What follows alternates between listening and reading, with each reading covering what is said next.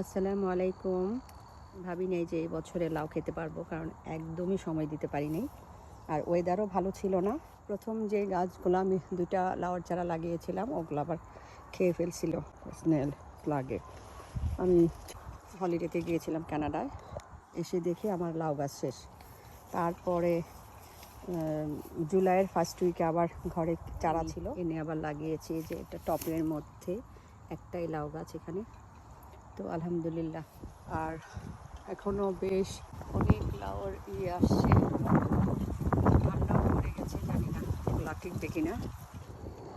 এই 2টা লাউর মধ্যে আজকে এটাকে ছেড়ে নিব।